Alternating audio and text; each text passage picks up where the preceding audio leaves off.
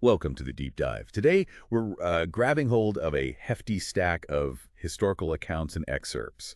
We're going to really dig into a wild, turbulent time in English history. hmm The reign of King Charles I and, well, the chaotic road that led to civil war. It's quite a story. And it's not just, dates and battles. This is a period where the very foundations of government were being challenged. Right. Fundamental disagreements over power, liberty, religion, they just boiled over. A real clash of titans. You've Right. got the king, parliament, powerful religious groups, and then eventually this revolutionary army. Absolutely. If you want a shortcut, maybe not a shortcut, but a deep understanding of how England actually ended up executing its king in the mid-17th century, this is the deep dive for you. We'll try to cut through the complexity, pull out the key insights from these sources, and follow that thread from what seemed like peace right into open conflict. And it's a journey that, well, it fundamentally reshaped the English Constitution. It really did. Okay, let's unpack this then.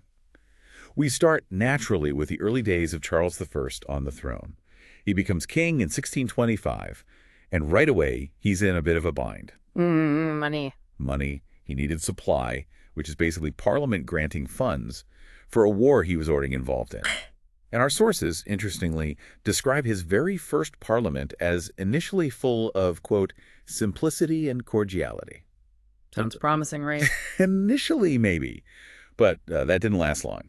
A huge source of tension right from the get-go was the Duke of Buckingham. Still there, still influential. The king's favorite. Exactly. And according to the material we've looked at, this was a man who'd amassed this vast, rapid fortune. Many felt it was totally unmerited, and that stirred up, well, serious public envy. And he had this incredible hold over Charles, didn't he? Even more than over James, Charles's father. Yeah, the sources really emphasize that. And they also note something interesting. Buckingham had sort of allied himself with the Puritans under James to shore up his position. But once Charles was king and Buckingham felt secure, he just dropped them, completely abandoned them, which, you can imagine, turned that envy into outright hatred from the Puritan faction. Makes sense. And Parliament, especially the Commons, they weren't just going to roll over and give the king money, even though, arguably, the war was something they'd pushed for themselves to some extent. But what did they do? They insisted on dealing with their grievances first, before granting any supply. That was their priority. Which naturally put Charles in a really tough spot financially. He needs the money. Parliament won't give it yet. So what's his move? He starts looking for ways outside Parliament. We see him issuing privy seals. These are basically personal warrants asking, or rather demanding, loans. Right. And imposing forced loans, basically telling subjects they had to lend him money. And the sources are pretty clear. These methods caused significant public disgust, a real backlash. Because they were seen as What? against people's rights? Exactly. Seen as major violations of established liberties, historical precedent. And you see the battle lines being drawn right here, early on. When Parliament resisted, the king tried to pressure them, threatened to dissolve them, warned them he'd be, quote, forced to try new councils if they didn't cough up the cash. And Parliament. Did they back down? Not really. They pushed back pretty hard. They basically said, look, a liberty that only exists because we constantly give in to you. Well, that's not liberty at all. The quote is something like, liberty preserved by unlimited complacence is no liberty. Wow. Strong words, even that early. It shows how deep the disagreement already was. Parliament also kept trying to impeach Buckingham, trying to bring charges against him. But there's a weird detail there, isn't there? Something about the Spanish treaty. Ah, yes, fascinating point. Our sources note that Parliament, surprisingly, didn't go after Buckingham for his conduct regarding the Spanish treaty negotiations. Which seems odd because the same sources call that whole affair the most blamable circumstance in his whole life. Why leave that out? It's a puzzle, isn't it? It tells you something about the politics involved. Maybe they thought the charges wouldn't stick legally, or maybe they wanted to focus on things that resonated more broadly with the public back home. Like the money issues. Perhaps. Yeah. The sources suggest Buckingham kind of dragged Charles into war with Spain, maybe for his own reasons, even when peace might have been possible. So not pursuing that specific charge. Maybe it was pragmatic, strategic. But it definitely makes you wonder about their calculations. And woven through all this political stuff, there's a religious tension. Always there. Always. The Commons, especially driven by Puritan anxieties, had what one source calls a never-failing cry of popery. They were constantly demanding strict enforcement of the laws against Catholics. So you've got this kind of perfect storm brewing right at the start. Political arguments, money problems, religious fears. A really volatile mix, yeah. Which brings us to 1628, a really key moment. Yeah. The struggle over the petition of right. So why did Charles call Parliament back after dissolving them and threatening these new councils? Well, reality bit him. Those attempts to raise money without Parliament, the Privy Seals, forced loans, they just hadn't worked well enough. Right. They caused too much anger, too many legal challenges, and after a pretty disastrous military expedition to France, the Isle of Ré, his financial situation was desperate, urgent. He simply needed Parliament. But Parliament comes back, and they're not just going to write a check. They have an agenda. Oh, absolutely. They came back determined. The core issue for them, as these sources really lay out, was securing English liberty against what they saw as the king's arbitrary power, especially arbitrary imprisonment, locking people up without showing cause, without allowing bail. They saw that as fundamentally wrong. Yes, a direct violation of basic civil liberties and, crucially, the principles of the Great Charter Magna Carta. So what was their argument? It was pretty clear and rooted in history. They said, look, we have existing laws, statutes, guaranteeing liberty, they have to be upheld. But recent actions by the court, imprisoning people for refusing forced loans, denying them bail that shows the king's word, or even the old laws, aren't enough anymore. We need a new, explicit law, one that the courts can't just twist or ignore. But the king's side, the court party, they had a different perspective, presumably. They did. They argued that, well, sometimes necessity, especially defending the state, requires the king to have discretionary power. They even dug up some old precedents to try and justify the king's actions. Yeah. Though our sources are careful to point out that when you actually compared those old cases to the recent ones, there was a considerable difference. It wasn't really apples to apples. What else did they argue? There was also the argument, kind of a stark one, that being deprived of effective government is actually worse for the nation than temporarily losing some individual liberties. A needs of the many type argument, maybe. It really sounds like they had fundamentally different ideas about how government should work, about the Constitution itself. Yeah. And we see that clash over this proposed saving clause, right, in the House of Lords. Yes, exactly. The Lords suggested adding a clause to the petition of right that would explicitly preserve the king's sovereign power. And the Commons saw that as captious, according to the sources. Captious, meaning? Tricky. Designed to trap you. The Commons knew immediately that adding a phrase like saving the king's sovereign power would basically destroy the whole point of the petition. How so? It would give the king a built-in excuse. He could just say, well, yes, the petition says this, but my sovereign power allows me to override it in this situation. It would render the whole thing meaningless. A clever move by the Lords, perhaps, but the Commons weren't fooled. And they stood firm. They didn't just want promises. No, they insisted on a clear, legally binding affirmation, not just the king saying, okay, I'll follow the old laws. And Charles eventually gave in. He did. The financial pressure was immense. He granted the petition of right, and it was a huge victory for Parliament. Seen almost like a contract. His deed. Pretty much. Parliament voted him 5 subsidies, the money he desperately needed in return for him signing off on this crucial document, protecting liberties against arbitrary imprisonment, taxation without consent, forcing soldiers into private homes, using martial law in peacetime. Big stuff. So Parliament gets the petition, the king gets his money, everyone happy. Crisis over. Not even close. Almost immediately, conflict flares up again, this time over tonnage and poundage. Ah, the customs duties, usually granted to a king for life at the start of their reign. That's the one. But the Commons had deliberately held back on granting it. They were planning to use it as leverage, for other things they wanted, dealing with religious issues, getting rid of Buckingham, maybe. So even after the petition of right, this is still unresolved. Exactly. The king kept collecting tonnage and poundage anyway, arguing it was his right, necessary for governing, defending the seas. Parliament, of course, saw this as illegal taxation without their consent, directly contradicting the spirit, if not the letter, of the petition they'd just won. It became a major sticking point right away. And this disagreement leads directly to the big break. Yes. The arguments over tonnage and poundage in 1629 were the final straw for Charles. He dissolves Parliament, and he decides he's going to rule without them for the next 11 years. 11 years without Parliament. Wow. So what did that look like? How does a king govern in England without Parliament, without that traditional way of getting money and consent? Well, this period, 1629 to 1640, really shows you Charles's core beliefs about being king. Our sources say he had a very high idea of his prerogative, the inherent powers of the crown. And not much time for Parliament. Frankly, the sources say he had a contemptible notion of popular assemblies after all the trouble they'd given him. He genuinely seemed to believe that heaven had put the people under his care, and that came with, well, broad discretionary powers to do what he thought was best. Did he think he needed Parliament's permission? Not really. The sources observe he didn't see national privileges, like needing consent for taxes, as absolutely sacred. He didn't think only extreme necessity justified bending the rules. He saw himself as the ultimate judge of what was needed. So ruling alone, how did he get the money he needed? He got creative. And sometimes questionable. He revived old obsolete laws, dusty medieval statutes he could use to levy fines. Like what? Like fining gentlemen who hadn't turned up to be knighted at his coronation, something called distraint of knighthood, even if they'd paid to get out of it years before. And crucially, he continued things Parliament hated, like collecting ship money and extending it. And how did he enforce all this? Keep order, suppress opposition? He relied heavily on courts that were outside the normal common law system.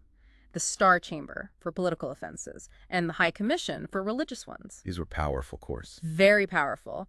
They often operated without juries, directly under the influence of the king's council or the bishops. And the sources highlight the, quote, severities carried out through these courts against people who spoke out or resisted his policies. Can you give us some examples? One really notorious case was William Prynne, a lawyer, a Puritan. He wrote this huge book attacking stage plays. Okay. Well, it was seen as an indirect attack on the Queen, who liked masks and plays. So the Star Chamber sentenced him. Well, it was brutal. Kicked out of the legal profession, put in the pillory, had both his ears cut off, a massive fine, and life imprisonment. Just for writing a book? Pretty much. And the sources explicitly say this savage sentence was intended chiefly with a view of mortifying that sect, meaning the Puritans, making an example of him. There are also merchants, like a man named Richard Chamber, punished for refusing to pay tonnage and poundage because they thought it was illegal. And Archbishop Laud's religious policies were also causing a lot of friction during this time. Oh, hugely. Laud was Charles's Archbishop of Canterbury, and he was all about uniformity, ceremony, bringing the Church of England more into line with practices that, frankly, looked very Catholic to many Puritans. Like what sort of things? Bowing towards the altar, using organs in services, wearing particular vestments or robes, things that Puritans saw as superstition, popery creeping back in. Laud also insisted clergy read the Book of Sports from the pulpit. The Book of Sports? Yeah, it listed recreations that were allowed on Sundays after church service, like dancing, archery. This was deeply offensive to Puritans who believed Sunday should be kept absolutely holy, just for worship and rest.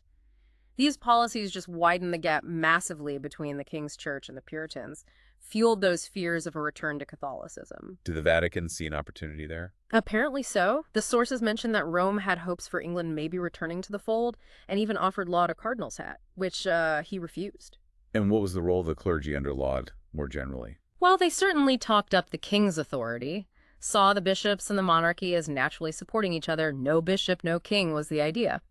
But interestingly, some sources suggest that Laud and his followers were also sometimes pushing the church's own power, maybe even encroaching on royal rights occasionally, in order to exalt the hierarchy itself.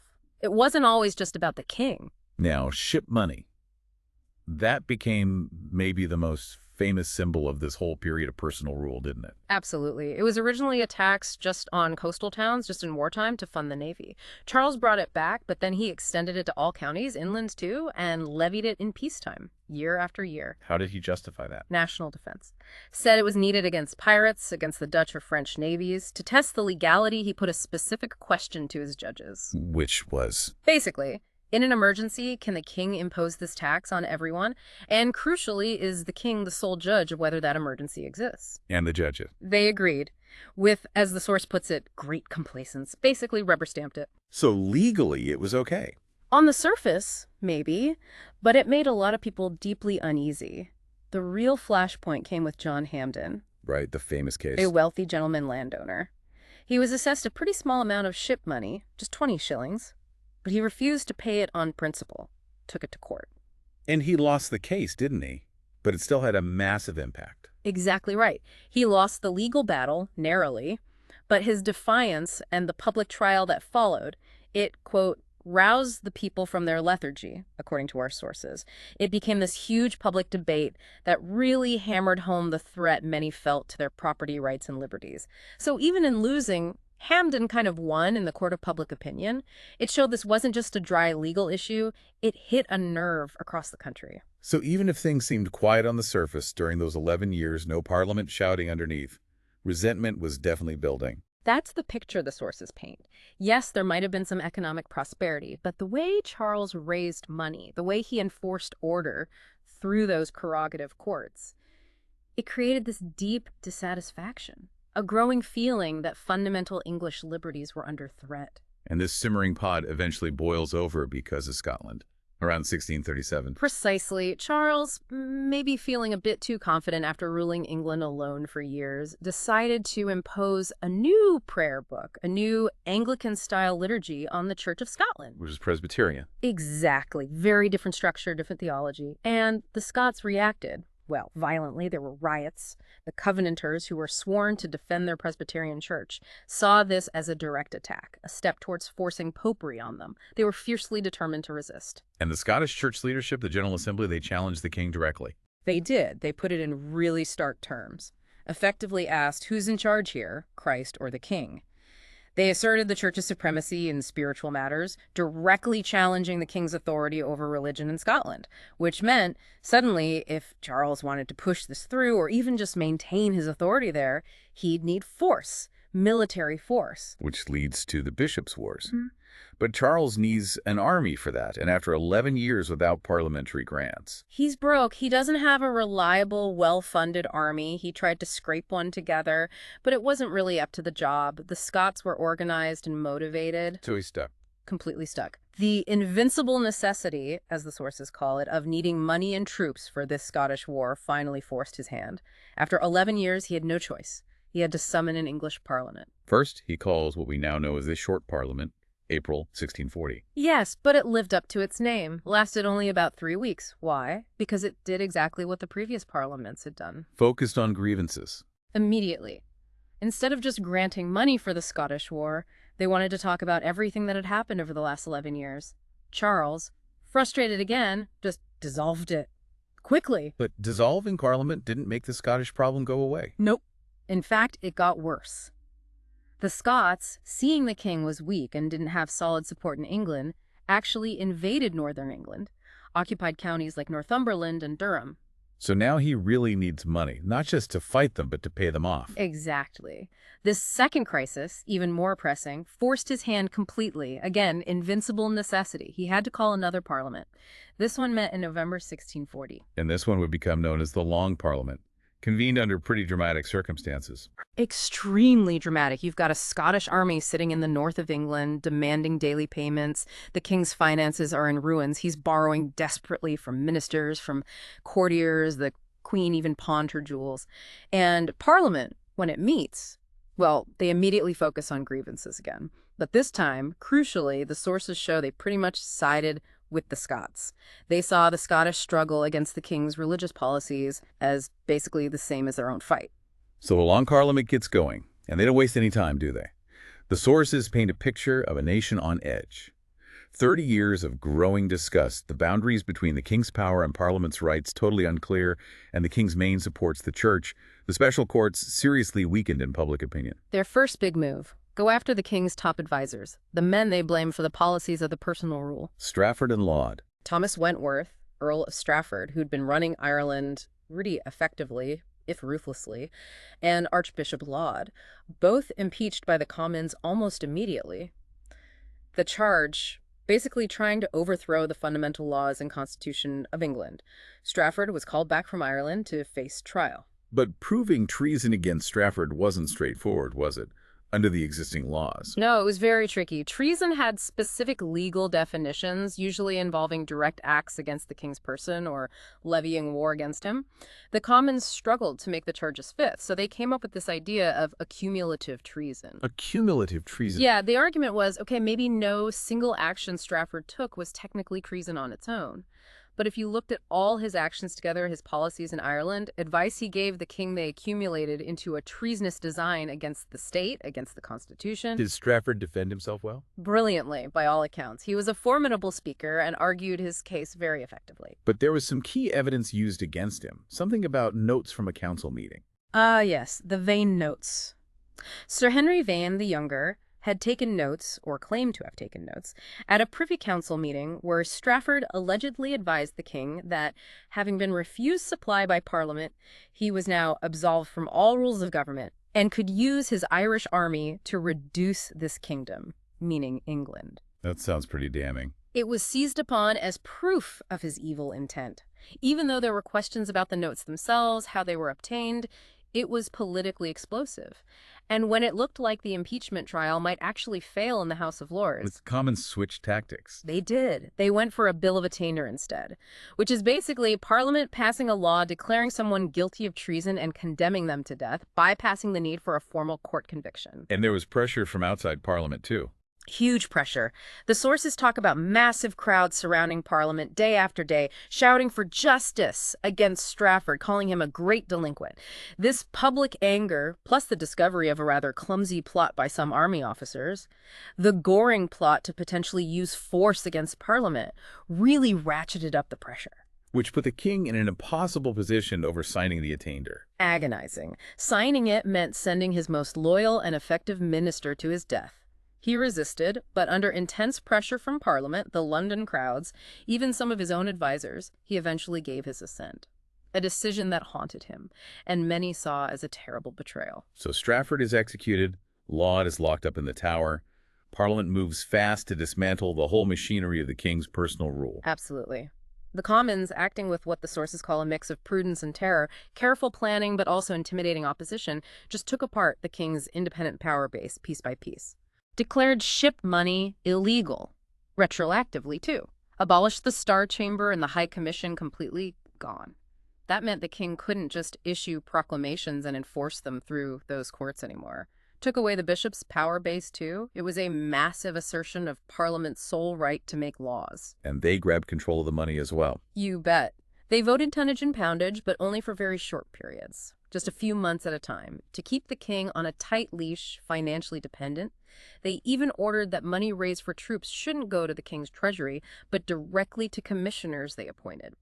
And they started trying to get their own people, like the Earl of Essex, John Hampden, into key military commands. Were there symbolic changes too? Little things that showed the power shift? Yes, the sources mention things like leaving out the spiritual lords, the bishops, from the wording of Acts of Parliament, or clerks in Parliament being openly disrespectful to bishops. Small signs, maybe, but they indicated a big change in the wind. Parliament also set up a committee to go after clergy they didn't like. The Committee for Scandalous Ministers, yes. It started out investigating clergy seen as too popish or too loyal to the king, but it quickly escalated, harassing them, imprisoning them, and eventually just kicking large numbers of clergy out of their parishes, sequestrating their livings, they called it, often sticking labels on them like idolatrous or malignant. The sources describe this committee's actions as pretty cruel and arbitrary. Now, let's just quickly touch on Ireland again. Strafford had been governing there before his recall. How did the sources view his time there? Interestingly, relatively positively in some ways. They credit him with boosting the Irish economy, encouraging industry, shipping, linen manufacture, agriculture. Customs revenue apparently tripled, exports doubled under his watch. And religion. They say he encouraged Protestantism, but without the persecution or discontent of the Catholics. Which sounds maybe a bit too good to be true, but that's the assessment. However, they do acknowledge he ruled with a firm hand, using things like courts-martial, billeting soldiers on civilians, punishing people who broke his proclamations methods, seen as arbitrary, even if arguably necessary for maintaining order in Ireland at the time.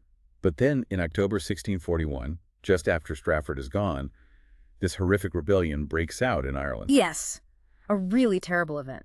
It seems to have been triggered by Strafford's removal and a growing fear among Irish Catholics that the increasingly anti-Catholic English Parliament would turn its fury on them next. The sources described as awful scenes of violence, massacres of English and Scottish Protestant settlers, torture, neighbors turning on neighbors, a total breakdown. And the rebels tried to justify this, claiming the king's authority. Bizarrely, yes. Some leaders, like Phelim O'Neill, even forged a royal commission, supposedly from the king, using a seal they'd taken off a murdered nobleman. They claimed they were acting to defend the king's power against the Puritan Parliament. It was a flimsy excuse, of course, for widespread killing and seizing land, but politically potent. How did Parliament back in London react to news of this rebellion? They seized on it, immediately blamed the king's supposed popish councils for either causing it or allowing it to happen, even though Charles himself was horrified by the news. And crucially, the rebellion gave Parliament the perfect justification for demanding control over the army needed to suppress it. Ah, so it became leverage. Huge leverage. It dramatically strengthened Parliament's hand. They could now say, we need control of the military, the power of the sword to deal with this Catholic threat in Ireland. It allowed them to push their demands for limiting the king's power even further because they controlled the purse strings for the Irish campaign. So the Irish Rebellion, terrible in itself, also becomes a major catalyst pushing England towards its own civil war. It absolutely raised the stakes, and it handed Parliament the issue they needed to make their final push for military control. And that demand control of the militia that becomes the absolute breaking point, doesn't it? The thing that leads directly to war. Parliament, having stripped away the king's other powers, now goes for the ultimate one, control of the army. They'd already issued the Grand Remonstrance back in late 1641, a really long, detailed, and pretty aggressive list of every single grievance they had against Charles's rule. It only just passed Parliament, very divisive, but it was a clear signal. We're not stopping here, we're going for more. And the more was the militia. They demanded a bill putting control of the local trained bands, the county militias, the arsenals, into the hands of commissioners they appointed. That was the line Charles wouldn't cross. He saw it rightly as taking the fundamental power of defense away from the crown. It was too much. He refused to sign the militia bill. Or at least, he stalled, delayed giving his consent. And Parliament's response to his refusal. It was radical. First, they voted that anyone who advised the king to refuse the bill was an enemy of the state. Then, even more drastically, they declared that they could organize and control the militia by their own authority without the king's consent for the safety of the kingdom. They were essentially claiming the power to act as the government, to legislate and command troops, independently of the king. And right in the middle of this escalating crisis, the king makes that disastrous move trying to arrest the 5 members of Parliament. Yeah, January 1642, our sources call it an act of precipitancy and indiscretion. Just terrible judgment. Charles, convinced these 5 MPs were plotting treason with the Scots and stirring up the London crowds, marches into the House of Commons himself with an armed guard intending to arrest them personally. Which was a huge breach of parliamentary privilege. Massive. The Commons claimed immunity from arrest without their own consent while Parliament was sitting. This was the king using armed force, or the threat of it, right inside the legislative chamber. It backfired spectacularly. The members had been tipped off and weren't there, and the whole thing just inflamed the Commons in London against him even more. And it led to more unrest in London. Big time. Tumults, mobs demonstrating against bishops and peers who supported the king. Parliament, tellingly, refused to condemn the riots. And then they took another step, appointing their own commander, Philip Skippon, as Major General of the London Militia, again by their own ordinance, ignoring the king. So Charles feels unsafe in London. He clearly did. After the 5 members fiasco and the London unrest, he left the capital with his family, moved first to Hampton Court, then eventually headed north, trying to get away from the pressure and maybe rally support elsewhere. The sources also mentioned Parliament trying some clever, maybe slightly dodgy legal argument about the king's veto power. Hey, yeah. They tried to argue he didn't actually have a negative voice. The power to block legislation based on, get this, a verbal criticism on the tense of a Latin verb in his coronation oath. It just shows how desperate both sides were getting, twisting interpretations to fit their needs. And then the incident at Hull.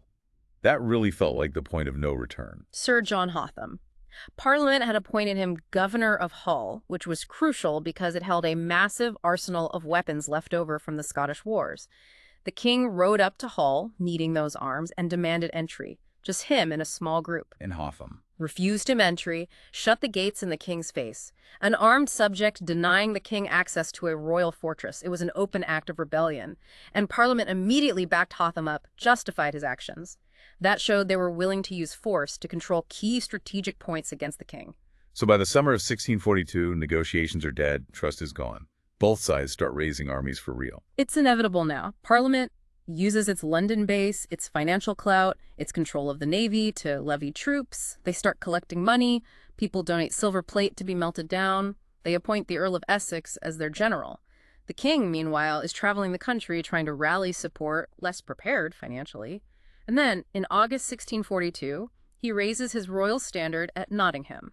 The traditional signal for war. The open signal. That's the moment the English Civil War officially begins. He issued a declaration there, didn't he? Saying he was only defending himself against rebellion, promising to uphold the laws, protect Parliament's privileges. He did, trying to reassure people, but the time for declarations was over. The fighting had started. And so the nation divides. How did that split generally look? Who sided with whom? Broadly, and these are generalizations, of course, but the king's side, the Cavaliers, tended to attract more of the nobility, the traditional landed gentry, the universities like Oxford and Cambridge, the bishops and higher clergy, and many rural areas. Parliament's side, the Roundheads, drew support from the towns and cities, merchants, manufacturers, smaller landowners, the Puritan or Presbyterian-leaning clergy, and areas like London and the East Anglia. The first major battle was Edge Hill, late 1642. How did that go? Bloody, but indecisive. Neither side really won. It showed it wasn't going to be a quick war. Prince Rupert, the king's nephew, emerged as this dashing, effective cavalry commander for the royalists. His charges were feared. But there were issues with his cavalry. Sometimes, yeah. The sources mentioned they were maybe too effective initially. They'd break the enemy cavalry, but then ride off chasing them or eluding the baggage train instead of coming back to help the infantry battle. A lack of discipline at key moments. Parliament suffered a big loss early on with John Hampden's death in 1643. The ship money guy. Yes, mortally wounded in a skirmish at Shelgree Field. The sources we have offer a pretty critical take on him, actually. They acknowledge his private integrity, but argue he was pursuing the complete overthrow of the monarchy through war, which they felt a true patriot should have avoided if any kind of settlement was possible, even one that didn't achieve everything he wanted. A controversial view, perhaps. Were there attempts to make peace during the war? Yes, several times. Often the House of Lords, which was generally more moderate, would push for negotiations, but the Commons, especially influenced by radical preachers in London and petitions from the city, often rejected compromise. They wanted total victory, particularly on the religious front, the abolition of bishops. So the fighting continued. Any other key campaigns early on? The Siege of Gloucester was a big morale boost for Parliament. It held out under Colonel Massey, and the Earl of Essex marched his army across England to relieve it. Then there was the First Battle of Newbury, another hard-fought but inconclusive battle. Tragically, Lord Falkland died there, a respected moderate, initially with Parliament, who joined the king hoping for peace but despairing of the conflict. As the war dragged on, both sides started looking for allies outside England. They did. Parliament made a really significant alliance with the Scots. They signed the Solemn League and Covenant in 1643. What did that involve? Basically, the Scots agreed to send an army into England to help Parliament fight the king.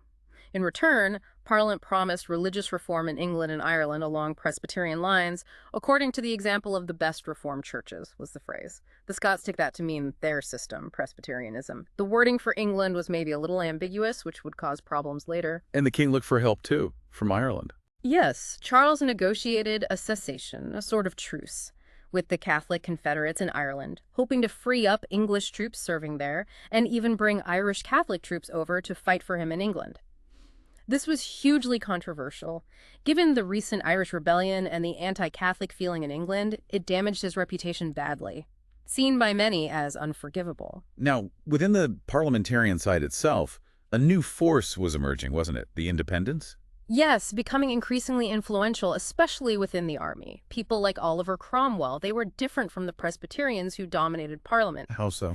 Religiously, they were often more radical, driven by intense personal faith, but paradoxically, they also tended to favor more religious toleration for different Protestant groups anyway, not usually for Catholics or Anglicans.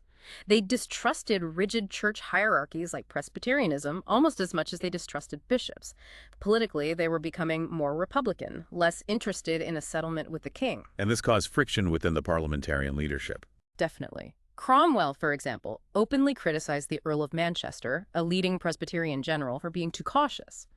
Accused him after the Second Battle of Newbury of deliberately not pursuing the king's defeated army, suggesting Manchester was afraid of winning too decisively, afraid of completely overthrowing the king and the old order.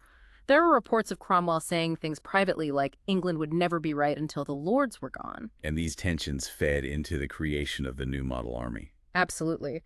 It was largely an independent initiative. The idea was to create a single, unified, professional army, centrally paid and controlled, religiously motivated, and, crucially, led by men chosen for ability, not social rank or political faction. This led to the Self-Denying Ordinance, What was that? a law requiring all members of the House of Commons and the House of Lords to resign their military commands. Sounds fair, right? But in practice, it removed many of the older aristocratic Presbyterian generals like Essex and Manchester, while key independents like Cromwell were quickly given exemptions allowing them to continue serving under the new commander, Sir Thomas Fairfax.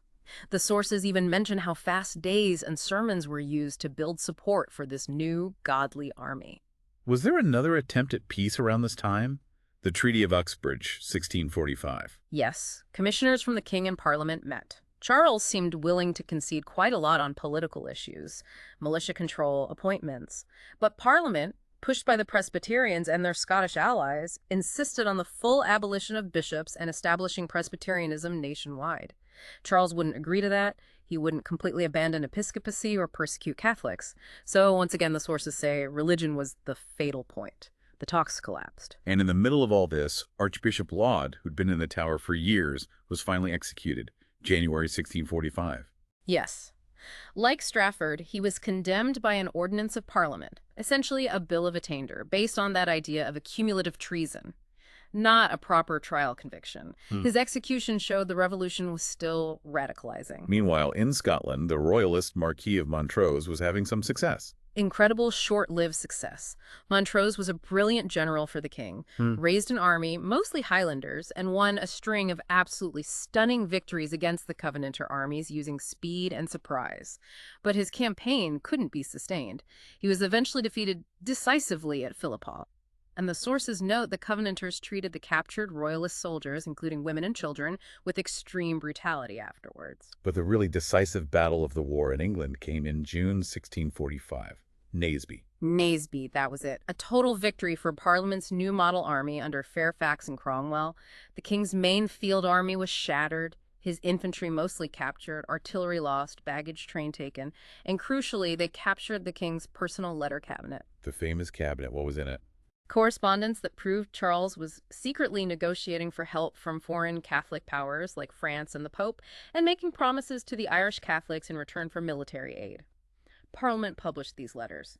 It was devastating for the king's reputation. Made him look duplicitous, willing to deal with England's traditional enemies, and compromise Protestantism just to win the war. Huge propaganda victory for Parliament. And Parliament's victories just kept coming after Naseby. Yes, Fairfax besieged and captured Bristol, which Prince Rupert had been holding for the king.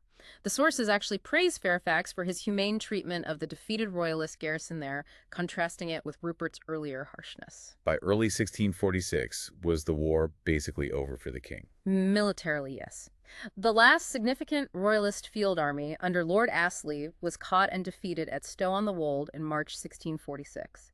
Astley famously told his captors, "You have done your work and may now go play, unless you will fall out amongst yourselves," which turned out to be quite prophetic. So with no armies left, what did Charles do? He was cornered, considered various options, trying to sneak into London, escaping to France. In the end, in May 1646, he disguised himself and rode north, surrendering himself to the Scottish army, which was then besieging Newark.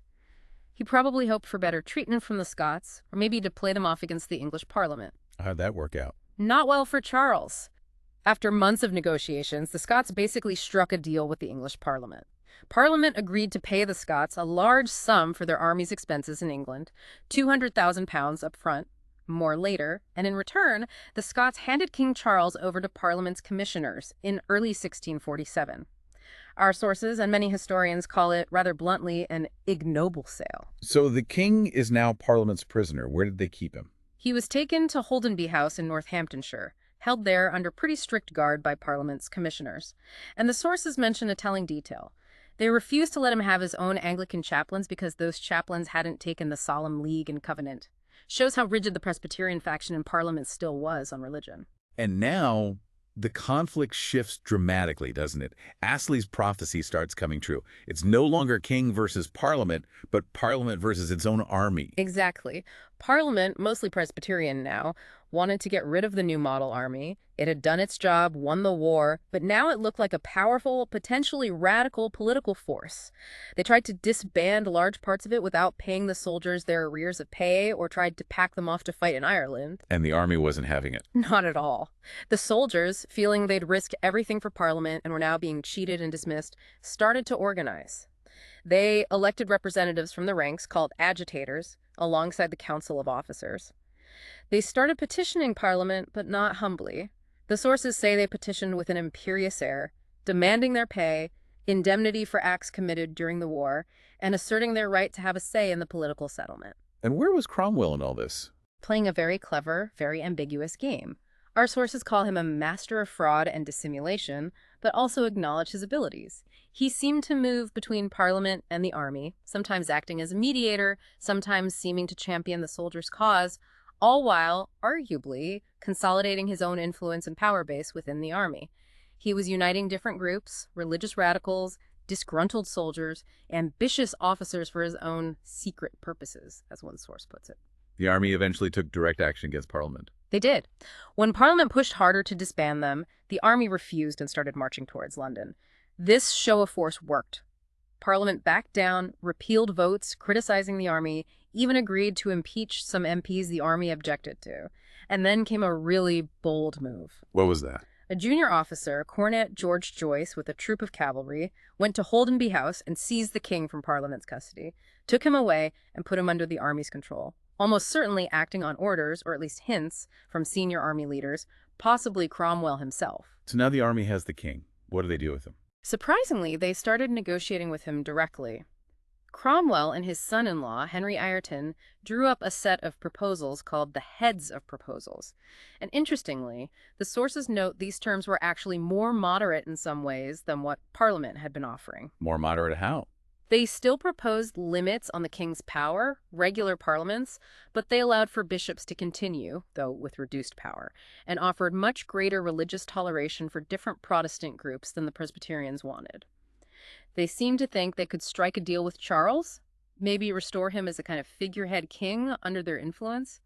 Charles was apparently quite encouraged by these terms. Did Parliament try to fight back against the army's growing power? They tried. They saw the army negotiating with the king as a threat and tried to regain control, inviting the king to come closer to London under their protection. But the army held the real power. On the ground, yes. They forced Parliament to give them control of the London militia. Then, when Presbyterian-inspired riots against the army broke out in London, and Parliament briefly voted to bring the king back, the army just marched straight into London, took military control of the city, purged opponents from the militia leadership, reinstated MPs who had fled to the army during the riots. From that point on, summer 1647, the army were, as the sources say, the absolute masters. What did the sources think about the army leadership's political vision at this point? The independents trying to build new government. They're pretty critical, actually. While acknowledging some leaders like Ireton were known for their intellect, the idea of using military force to impose what they called a more perfect system of liberty, well, the sources call that a delusion, and contrary to common sense. They saw a fundamental contradiction between the army claiming to fight for liberty while acting so arbitrarily themselves. And the king, stuck between these factions, makes another move. He gets spooked. He's now under army control at Hampton Court, but he hears rumors, maybe exaggerated, maybe not, of threats against his life from radicals within the army, the Levelers. So he escapes, flees Hampton Court in November 1647. Where does he go? He heads south, hoping to get a boat to France, maybe, but he ends up seeking refuge on the Isle of Wight, putting himself in the hands of the island's governor, Colonel Robert Hammond, which, as the sources say, was a fatal step. Why fatal? Because Hammond, while trying to be honorable, was also related to Cromwell by marriage and ultimately dependent on the army leadership. Charles thought he was escaping to safety, but he'd actually just put himself in a different, maybe even more secure prison under the ultimate control of his enemies. Hammond kept him captive in Carisbrooke Castle. This period of army dominance and the king's captivity then leads to more fighting. The Second Civil War in 1648. Yes. There was widespread discontent with army rule, and sympathy for the imprisoned king grew. This erupted into a series of uncoordinated royalist uprisings across the country in the spring and summer of 1648. Where did these happen? Risings in Kent, Essex, which led to a long siege of royalists trapped in Colchester, Wales, and other places. More significantly, a Scottish army invaded England again. The Scots invaded again. Weren't they allied with Parliament? A different faction of Scots this time. Led by the Duke of Hamilton, they'd made a secret deal with King Charles while he was captive of the engagement. They agreed to invade England and restore him to power in return for him promising to establish Presbyterianism in England for a trial period of 3 years. But crucially, they didn't insist on everyone signing the covenant, which alienated the hardline Covenanters in Scotland, so the invasion didn't have unified Scottish support. How did the army deal with these uprisings and the invasion? Swiftly and effectively. Fairfax dealt with the risings in the south, culminating in the brutal end to the siege of Colchester. Cromwell marched north, completely crushed the invading Scottish army at the Battle of Preston. The Second Civil War was over relatively quickly, but it hardened attitudes significantly, especially in the army. While the army leaders were away fighting, Parliament made one last attempt to do a deal with the king. Yes, back on the Isle of Wight. The Treaty of Newport. With the army momentarily distracted, the more moderate MPs pushed for a final negotiation.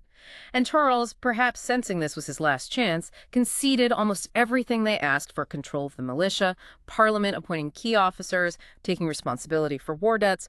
Huge concessions. But Still religion. still religion. He refused to agree to the permanent abolition of bishops. He wouldn't scrap the prayer book entirely. He wouldn't agree to sell off all church lands.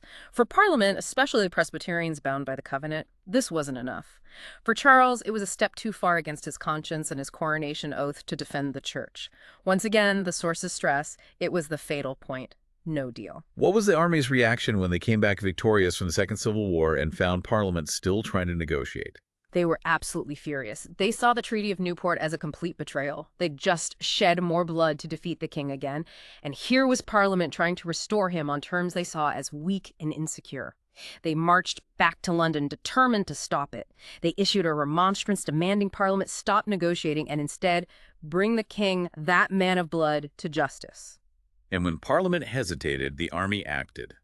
Pride's purge. December 1648. Colonel Thomas Pride, acting on the orders of the Army Council, stood with soldiers at the entrance to the House of Commons and physically barred or arrested the Presbyterian MPs, anyone known to favor the treaty with the king. Over 100 MPs were excluded. Leaving behind A much smaller group, maybe 50 or 60 MPs, who were willing to do what the army wanted. This became known as the Rump Parliament. The military coup was complete. The army was now in total control of the state, acting through this compliant remnant of Parliament. And the army's first demand of the Rump was? To put the king on trial, the army leadership resolved to bring Charles Stuart to trial for treason against his people. The sources suggest they deliberately wanted the Rump Parliament to authorize it, to share the infamy, as they put it. So the Rump Parliament passed a vote, defining treason in a new way. Yes, they passed an ordinance setting up a High Court of Justice and declared that it was treason for a king of England to levy war against his parliament and kingdom. A completely new legal principle applied retrospectively to Charles. Who sat on this High Court of Justice? It was composed of about 135 commissioners, MPs, army officers, lawyers, carefully chosen for their known hostility to the king or loyalty to the army regime, though many who were nominated refused to take part. Charles was brought before this court in January 1649. How did he respond? He refused to recognize its legality at all. He was brought before them 3 times, and each time he denied their jurisdiction. He argued forcefully that they had no lawful authority to try him. A king could not be tried by his subjects. He answered only to God. He challenged them to show him a single legal precedent. The court president, John Bradshaw, argued back that the court represented the people of England, from whom all just power derived. But the verdict was never really in doubt. Not really. The court heard witnesses testify that Charles had been seen leading his armies against Parliament's forces. On January 27, 1649, after Charles again refused to plead, the court pronounced him guilty of treason and sentenced him to death. And the execution took place just 3 days later, January 30th, 1649. Outside the banqueting house in Whitehall, he went to the scaffold with remarkable calmness and dignity. He gave a speech, not admitting guilt, but portraying himself as a martyr for the true liberties and laws of England against arbitrary power, meaning Parliament and the army. He forgave his executioners. He reminded the crowd that the people's liberty consisted in having government under law, not in having a share in government itself. His final words were exchanged with Bishop Juxon, who accompanied him. And the sources offer a final assessment of his character. Yes, they tend to describe him as essentially a, quote, good rather than of a great man. Someone whose private virtues, his piety, his dignity, his family life were admirable. But politically, he lacked the flexibility, the suppleness to deal effectively with Parliament's demands, yet also lacked the ruthless vigor needed to crush the opposition decisively. His high view of his own royal authority, his deep commitment to the Church of England, and the pressures of war ultimately drove him to actions that destroyed any trust and led to his downfall. A tragic figure in many ways ill-suited for the turbulent times he lived in. A truly shocking event. The execution of a king by his own people. It must have sent shockwaves everywhere. Absolutely. And it ushered in a period of radical experiment, but not necessarily stability or the liberty many had hoped for. Right.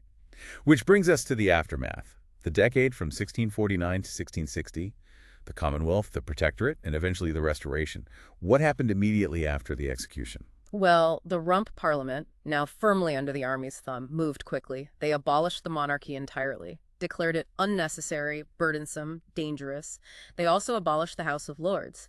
England was officially declared a Commonwealth and free state. Public business was done in the name of the keepers of the liberties of England. Saying Charles II, the executed king's son, was their rightful king became high treason. What was the mood in the country? Was it peaceful? The sources describe a kind of surface calm, a seeming tranquility, but one based on fear. Imposed by terror is the phrase used. The army was in charge and opposition was ruthlessly suppressed. Abroad, most European powers were wary or preoccupied but didn't intervene directly. Charles II himself was in exile, poor, relying on handouts. How did the new Commonwealth government fund itself? Did they solve the money problems? They tried. They confiscated and sold off huge amounts of land, crown lands belonging to the monarchy, and lands belonging to the bishops and cathedral chapters. But the sources suggest even this wasn't enough to cover the massive costs of the Army and Navy. There are hints of mismanagement, maybe corruption, depredations they call it. And Oliver Cromwell's star continued to rise during this period. Definitely. His military successes were key. He led the brutal reconquest of Ireland, suppressing the Catholic rebellion with notorious events like the massacres at Drogheda and Wexford. Then he defeated the Scots, who had crowned Charles II King of Scotland, and invaded England in decisive battles at Dunbar and Worcester. These victories made him the undisputed military hero and strongman of the regime. But he eventually grew tired of the Rump Parliament, too, just like Charles had grown tired of his parliaments. Seems so. By 1653, Cromwell viewed the Rump as corrupt, self-interested, and doing nothing to move towards a proper settlement or new elections. They just wanted to hang on to power. So in April 1653, in a very famous scene, he marched soldiers into the Parliament chamber, delivered a blistering speech accusing the MPs of all sorts of vices, and forcibly dissolved them. Told them, "You have sat too long for any good you've been doing lately. In the name of God, go," and had the doors locked. What came next? He tried another experiment. The Assembly of Saints, bare-bones parliament. Yes, a short-lived and rather bizarre interlude. Instead of elections, Cromwell and the Army Council nominated an assembly of 140 men, chosen for their supposed piety and godliness, the Saints. It got nicknamed Barebones Parliament after one of its members, Praise God Barebone. How did that go? Not well. It turned out to be full of religious radicals and visionaries with wild ideas. They debated abolishing the clergy altogether, getting rid of tithes, which paid the clergy, abolishing the Court of Chancery, even reforming the common law based on Scripture. This terrified the more moderate elements in society, the lawyers, the property owners. Even Cromwell, the sources say, became ashamed of this preposterous assembly and engineered its dissolution after only a few months. So after the Rump and the Saints, what was the solution? Cromwell took power himself, formally. In December 1653, a new constitution, the instrument of government drafted largely by army officers, made Cromwell Lord Protector of the Commonwealth of England, Scotland, and Ireland. Essentially, head of state with kingly powers, ruling alongside a council of state and elected parliaments, though he had difficult relationships with those two. The sources point out the irony here, right? The army overthrew a king for being arbitrary, and now they install their general with immense power. Exactly. How do you justify this arbitrary power after everything that had happened? Cromwell managed it through his sheer prestige, his control of the army, and his ability to blend religious certainty with political pragmatism. But the contradiction was always there. What was Cromwell's rule like? His foreign policy? Pretty assertive on the world stage. He fought a successful naval war against the Dutch Republic, England's main commercial rival, with Admiral Blake winning key victories. He also made an alliance with Catholic France against Catholic Spain. An alliance with France? That seems surprising for a Puritan leader. It was driven by a mix of things, according to the sources. National interest Spain was seen as the bigger threat, a sense of England's potential for magnanimity on the European stage, and also that old Puritan hostility towards Spain, the heartland of the Counter-Reformation and the Inquisition. He even sent a fleet into the Mediterranean, projecting English power in a way not seen for centuries. Blake famously terrified the Pope. And domestically? How was the country run under the Protectorate? It varied. Scotland, ironically, is described as being relatively well governed under English military rule. Justice improved, trade picked up, and became more prosperous. Ireland, however, continued to be ruled very harshly. More land confiscations, forced population movements under generals like Fleetwood and later Cromwell's own son, Henry Cromwell. England itself saw experiments like the rule of the Major General's army officers put in charge of regions to enforce law and Puritan morality. That proved deeply unpopular and was abandoned. Then in 1657, Parliament actually offered Cromwell the crown, asked him to become King Oliver I. They did. It was called the Humble Petition and Advice. The idea was that kingship was the traditional, legal, understood form of government in England. Making Cromwell king would provide more stability, more legitimacy, maybe allow a return to something more normal after years of upheaval. What did Cromwell do? He agonized over it. The sources detail the arguments for and against. He was apparently tempted. It offered stability, a clearer line of succession. But there was fierce opposition from within the army. Many Republicans and religious radicals saw it as a betrayal of the cause they'd fought for, a return to the very thing they'd overthrown.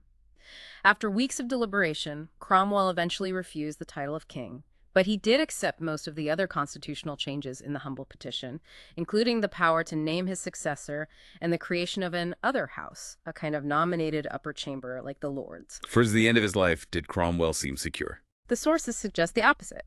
He became increasingly fearful of assassination plots, took elaborate precautions, wore armor under his clothes, constantly changed his sleeping arrangements, surrounded himself with guards. His health failed. His doctors knew he was dying, but apparently his zealous chaplains kept assuring him he was one of God's elect and couldn't possibly die yet, which maybe gave him false hope. He died in September 1658, on the anniversary of his great victories at Dunbar and Worcester, during a terrible storm seen by many as an omen. How do the sources sum up Cromwell? He's such a controversial figure. They paint a really complex portrait, a mixture of fraud and dissimulation, especially in his political dealings and religious rhetoric, but also magnanimity, great energy, active disposition, and, once he was in power, a genuine regard to justice and order. His harshness is often put down to the necessity of controlling the dangerous factions around him. His private life generally seen as sober and virtuous. Overall, an extraordinary, contradictory figure. Absurdity, mixed with penetration, driven by violent ambition and enraged fanaticism, yet capable of surprisingly effective, if authoritarian, rule. After Cromwell died, his son Richard took over as Lord Protector. How did that go? Not well. Richard was a civilian, a much gentler, less ambitious figure than his father. He lacked Oliver's authority, especially with the army. The military leaders started plotting. The Republican politicians reemerged. Richard just couldn't hold it together. The army forced him to dissolve Parliament, and soon after, he resigned. His protectorate lasted less than a year. The sources mention he briefly thought about declaring for Charles II himself while in Ireland, but didn't have the nerve. So, with Richard gone, England descends back into chaos. Pretty much. The army leadership took over again, squabbling among themselves. They recalled the Rump Parliament, then dismissed it again. Set up committees of safety, talked about creating a military-run government, a senate of officers.